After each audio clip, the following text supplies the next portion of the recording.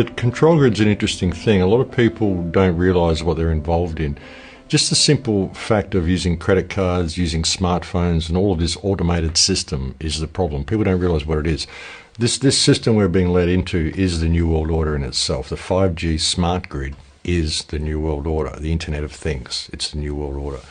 People don't really understand how that works, but what it's about is monitoring every single aspect of your life. The smart grid is being presented to people as this thing that's going to be highly beneficial to us. You know, you'll only be using the electricity that you use, you'll only be paying for that, all this sort of stuff. So it's been presented as a really positive thing. But what it will do, it will put a dollar value on absolutely every aspect of your life. So that every time you turn on a tap, the credit goes. Every time you turn on a light, every time you watch your TV, every time you boil your jug, every time you do anything, there's a dollar value attached to it. There's an interesting TV show that came out a couple of years ago called Black Mirror, and they had one episode of that where everybody, the only job they had was running on a treadmill or spinning a bike and just to accumulate credits, and they had to pay for every single action that they performed. And that's what the smart grid is. That's what we're being led into. And it's all about digital currency and control of everything.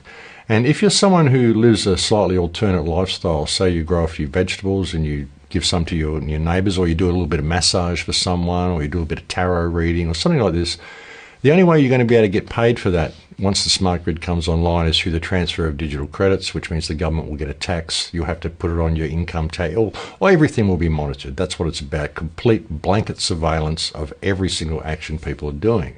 That's what the smart grid is. And it's being rolled out underneath everything else while we're arguing about all of these issues and being given all of these global conflicts and all of this theatre of politics to fight and squabble about. Underneath all of that is this smart grid. And it's rolling out very, very quickly. And the smart grid, the 5G grid, underlying that is the fact that the 5G system that they're using to run the smart grid, the Internet of Things, is also being used by the military. It's a military-grade technology. It's basically an active denial system. So the 5G grid not only will track everything you do, it can be used as a weapon. It can be used as a microwave cannon. It can be used to disable people, to track people. It can see through walls. It can see what you're carrying, whether you're carrying money, whether you're carrying a weapon, all of this sort of stuff. So it's very, very evasive. Plus it does all sorts of damage to us biologically. You know, it damages our cell structure, damages the cell structure of all food, changes the cell structure of everything that it comes into contact with.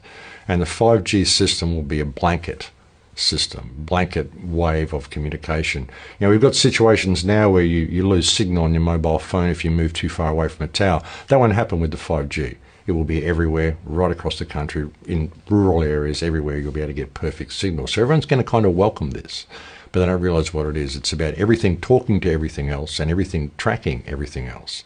And also with the smart grid, it turns virtually every smart appliance into a surveillance system. There's been a new law passed in Australia where police have just been given the permission to tune into smart devices and listen to what's going on in people's homes. They can tune into your refrigerator. A lot of people don't realise your smart fridge has a microphone. They can tune in and listen to the conversations you're having in your kitchen. So anybody who's targeted for any reason at all, if they've got suspicions about anybody, they can just tune in, listen to their devices, their mobile phones, their refrigerators, their televisions, turn their cameras on, watch them through the television, all the stuff that they're doing. This is what the smart grid is. And this is being rolled out underneath everything. And we've got so many people distracted on so many issues trying to address the government corruption and all of this stuff. They're not realising that this is all rolling out. And in another 3 or 4 to 5 years, they're just going to wake up and go, what happened?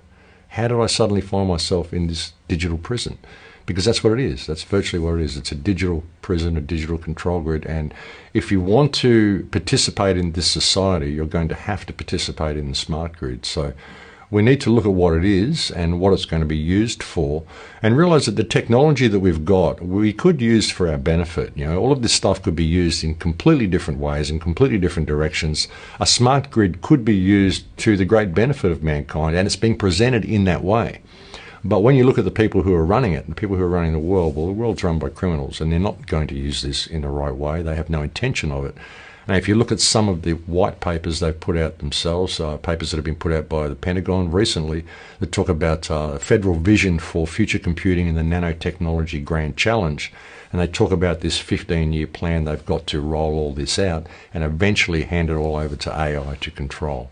And when we get to that point, then we've got the entire human experience being controlled by a machine, which will dictate everything according to an economic value and dictate everybody's value according to their economic worth. So this is a very, very bad situation for mankind to be led into under the guise of convenience and making our lives easier. It's really not going to do that at all.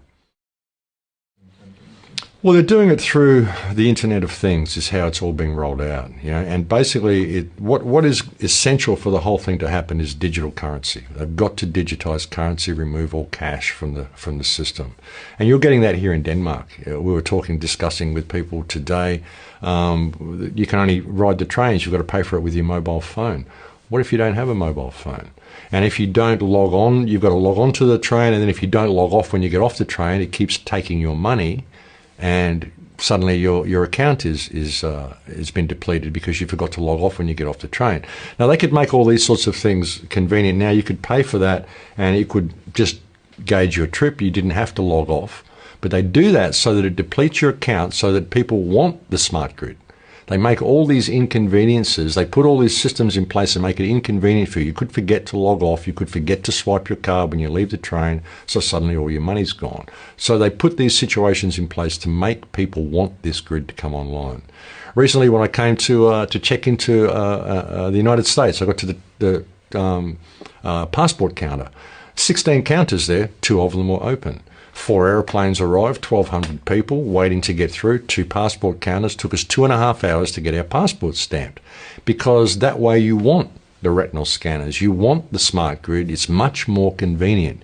So they make it inconvenient for you all across the world. And people don't notice it. They just think it's hard to do things, and they want it. They welcome it.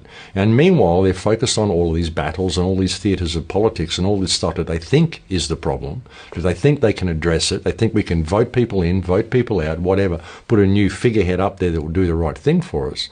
But underneath it all is this grid. And that's how they're going to do it. They just make it very, very inconvenient for you not to participate in the smart system, and so much easier when you do. And so people welcome it. And that's the way it's going. A lot of people are going to welcome this smart system. A lot of people are going to welcome instant communication. They're going to see it as a way to free the world. And like I said, it could be used to free the world, but it's not. It's going to be used to lock down the world, because underneath it is the surveillance system that is the smart grid, and underneath that is the weapons system that it can be turned into if you don't comply with the smart grid. And it gets to the point where if you do decide not to comply, you become a dissident, they can simply switch you off. Switch your chip off. And once it's all digital and you need that chip to get into your car, to get into your house, to access your bank account, to buy things, it's all automatic, suddenly you're locked out of the system. So there's no hope of dissent. There's no hope of free thought. There's no hope of questioning any of this. You just have to simply go with the flow. Because in the smart grid, there will only be 2 types of human beings that they're really concerned with. The smart grid will only, because it's going to be run by AI, it'll only look at 2 types of human beings, those that are desirable and those that are undesirable. And that's it. That'll be the 2 classes that you're in.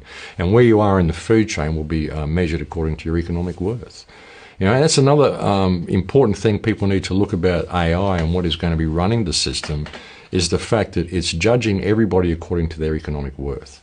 It's putting a dollar value on everything. And all you've got to do is go and analyze a corporation to realize it's a psychopath. So when you've got a system that is putting an economic value on every human life and every human action, this is a psychopathic system that will discard people if they cannot pay for every action they perform. And life was never supposed to be like that.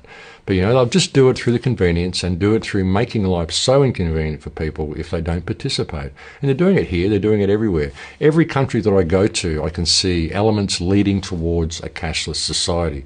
And it's being done under the guise of convenience, but that is the catalyst that's going to hold it all together. This is why I encourage people to use cash all the time. I don't shop with credit cards, and I don't own a smartphone. And that's a hard thing for people. They run their lives off their smartphone.